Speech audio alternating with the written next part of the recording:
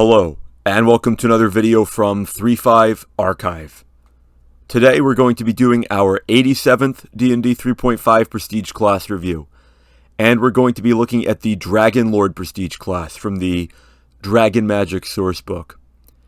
Dragon Lords are generals who lead armies and are extremely ruthless leaders. They rely on oftentimes cruelty and intimidation in order to make their foes cower away from them, and also to project an inspiring aura, perhaps, although tinged with a touch of draconic power, of course, to their allies.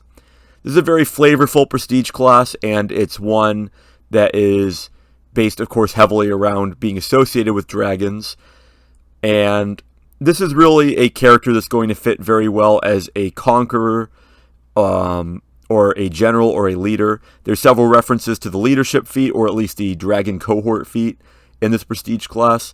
So if your character is going to be a sort of lone wolf, then this prestige class won't benefit them quite as much as it would if they were at the head of an army, or at least a band of soldiers. But it will still be useful to some degree, as we'll see. So to become a Dragon Lord, you are going to need base attack bonus of +6, and you're going to need Intimidate 9 ranks. And that's it. So you can come into this prestige class as pretty much any full base attack, or even not full base attack character. You could come into this as an 8th level Dragon Shaman, a 6th level Fighter, a level 6 Paladin, or Hexblade if you wanted to. It wouldn't really fit that well for a Paladin necessarily. You have to be a very ruthless Paladin, given some of the features that you get here. But a Hexblade would be an excellent fit. And of course, a Hexblade is going to have high charisma, which fits in well for both the Intimidate and for some of the other features that you get from this prestige class. Dragon Shaman, while this prestige class does give you Draconic Auras, they don't stack with the ones that you get from the Dragon Shaman. And actually, the Dragon Shaman has access to auras that this prestige class doesn't. So you're going to have two different aura bonuses to keep track of, which might be a little bit of a headache, but if you don't mind and you're okay with that, you're still only going to be able to project one aura at a time. But it is nice to at least have those extra options, maybe, if you're having trouble filling out all of the known auras that you want. There's also the Martial class, which is recommended, but the Martial class is not very strong in the first place. And so, as a result, you can come into this as a level 8 Martial, but you're going to have a character with a pretty empty character sheet, given that you don't get that many features from being a Martial. My personal recommendation would be to come into this as a Fighter or a Hexblade. If all you care about in your character is being able to project Draconic Auras, then you're better off just taking Dragon Shaman. But if you want a fighting type character, and this prestige class does give you a full base attack bonus, to be able to keep progressing as a fighter but get some interesting abilities, then the Fighter is a great option because, well, you're just a fighter, you're very flexible. And the Hexblade is also a great option because, while they can be laying a Hexblade curse on their enemies, they can be buffing up their foes with resistances and bonuses to various skills and that sort of thing.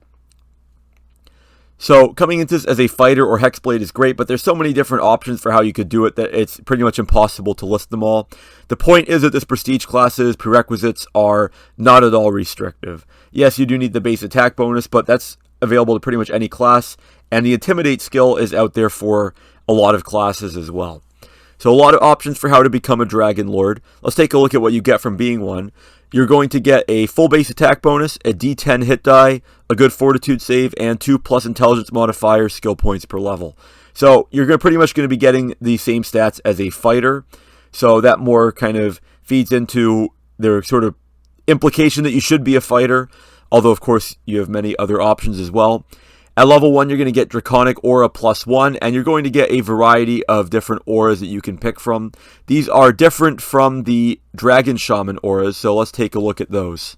So your options are going to be the Energy Aura, which gives a bonus on the save DC for acid, cold, electricity, or fire effects. There's the Insight one, which is going to give a bonus on Decipher, Script, Knowledge, and Spellcraft checks. The Power Aura grants a bonus on caster level checks against spell resistance. The Presence one gives a bonus on Bluff, Diplomacy, and Intimidate checks. The Resistance one gives resistance equal to 5 times your aura bonus, which starts out at +1 and goes up to eventually +3. Resolve will give a bonus on concentration checks and saves against fear, paralysis, and sleep. Senses gives a bonus on listen, spot, and initiative checks, which can be very strong. Stamina gives a bonus on constitution checks and fortitude saves. And swiftness gives a bonus on climb, jump, and swim checks. But more importantly, it's going to increase those movement types, if you have them, by 5 times your bonus. And then toughness will give damage reduction 1/magic for each point of the bonus. The senses one is very strong. Giving a bonus on initiative checks to your whole group can be really great. That can let you go first and end a fight before it begins. Power can be nice as well. While you're not getting access to the abilities of the base Dragon Shaman, this is still a fairly powerful ability to start out. It does lack some of the things like the energy shield that lets you do retributive damage to people that hit you in melee, but that ability falls off at higher levels anyway. The fast healing aura that the Dragon Shaman gets, you also aren't going to get access to. And you're going to start out just knowing one of these auras, so you're going to have to pick one. It's probably best to go with senses, but still a team bonus on initiative checks is going to be a pretty good start for this prestige class. At level 2, you're going to get Reckless Devotion once per day, and this is going to allow you to once per day inspire zeal in your followers, giving them a temporary boost in their combat abilities. So you select a number of allies equal to your charisma modifier, which hopefully is at least +3, and they're going to give those allies 5 temporary hit points, +1 morale bonus on melee attack and damage rolls, and a +1 morale bonus on saves. And this is basically the aid spell, spread, of course, among multiple allies. So it's the equivalent of several second-level spells, or higher-level spell, considering that aid mass exists. So you could have cast mass aid and given this bonus to all of your allies. And this sort of makes up for not having some of those other Dragon Shaman auras, but then again, you're also not playing a Dragon Shaman. You could also multi-class into Dragon Shaman, which isn't a terrible idea. Although that brings up the question of why you would not just take levels in that class to start out with, but again, you are getting a full base attack bonus here. And Reckless Devotion's bonus benefits are doubled when applied to somebody who is a cohort or follower. So if you don't have leadership, you're going to be missing out on a lot of this feature, a lot of what really makes it shine. Giving double the bonus to your cohort is a really great buff. It only lasts a number of rounds equal to your class level, so it's pretty short. You do get more uses per day as the class goes on, but it's not an amazing feature. It's something decent at least. At level 3, you're going to get Divide and Conquer, which applies when you are flanked, and it gives you a bonus on on melee damage rolls to anyone that's flanking you, equal to half your class level rounded up. So this is going to give you +2 damage against people who are flanking you. As to whether that's worth being flanked, well, if they're power attacking against you with two-handed weapons, they're going to be doing +4 damage effectively just from flanking you if they sink that extra bonus into damage. So you are sort of losing here, but if you're a fighter in heavy armor, then you're going to be coming out ahead. And it's kind of difficult to maneuver yourself into being flanked sometimes. As long as the Dungeon Master isn't aware that you have this feature and avoids flanking you because your enemies somehow magically know that you have this fighting ability, then you should get some use out of it from time to time. But it's very hit or miss, and again, it's very situational. So you're not going to get a huge amount of use out of this. I mean, for example, if you're fighting a single monster, you're not going to get to use this feature at all. And while it's sort of fitting for a Ruthless Dragon Lord, it also seems like just a more tactical combat sort of feat that could be used in, a wide variety of classes, or even just be a feat itself. So it's a little bit unusual that's included here. At level 4, you're going to get to add 2 to your leadership score for the purpose of attracting a cohort with the Dragon Blood subtype. And it does make a note that most Dragon Lords will prefer the Dragon Cohort feat to the leadership feat, but the benefit applies equally well to either one, or to any benefit that grants you a cohort. So if you take Dragon Cohort, which you need to be character level 9 for, and you will be by this point, then this will allow you to, with just a +1 charisma and no other situational or optional sort of bonuses to your leadership score, this will allow you to nab a Wyvern as a cohort, which is pretty solid. You will have, of course, to look after it in battle, but having basically an animal companion is a great feature. Being able to get that just from a feat is really great.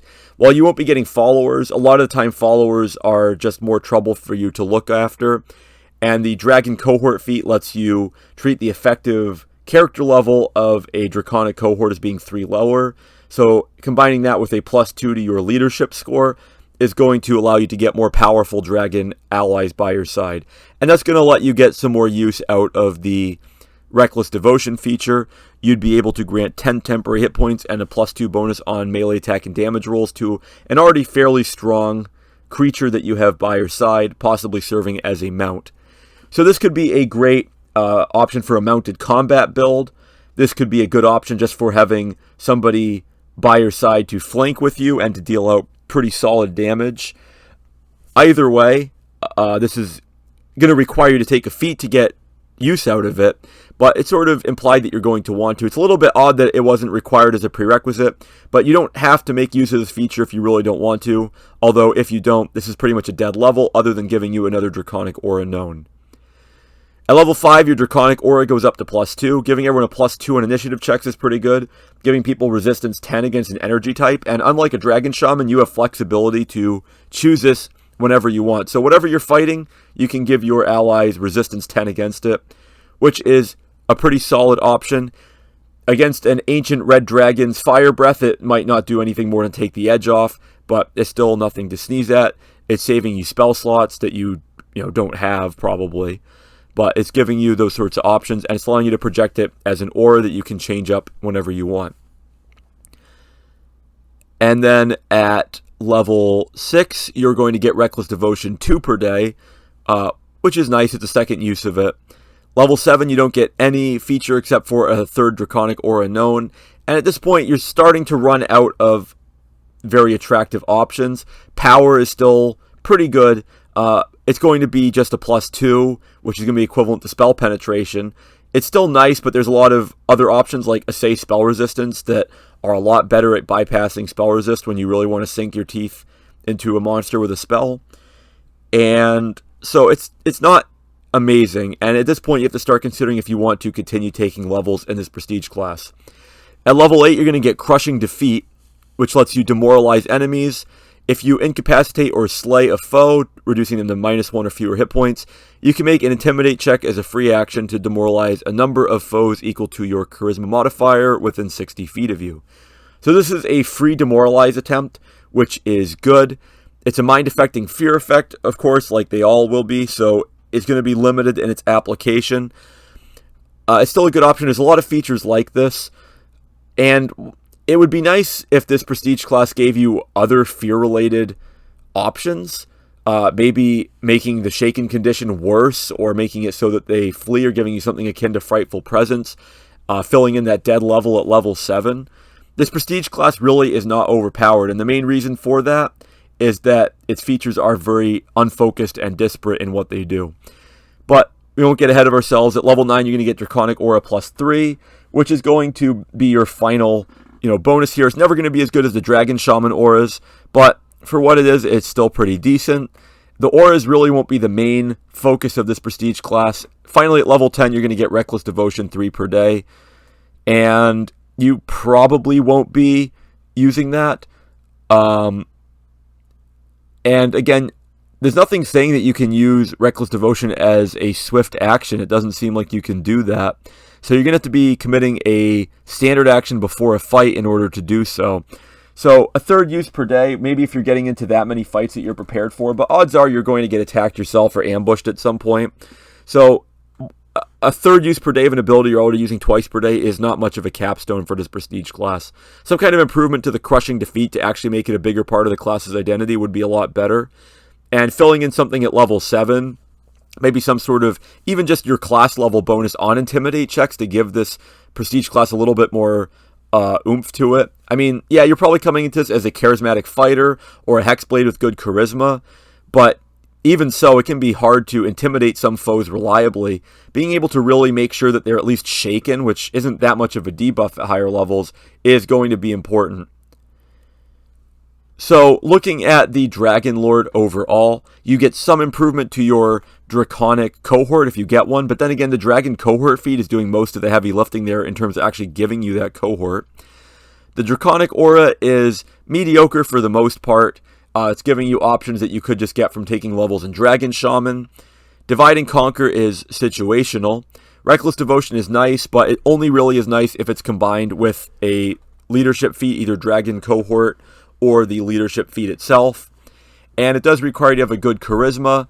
At the very least, you're going to want a +1. You're really going to want a +2 or +3, which is going to put some more strain on a fighter type character who already needs to have good scores in all of their physical abilities. So overall, the Dragon Lord gets 4 stars for concept, but 2.5 stars for execution, maybe 3.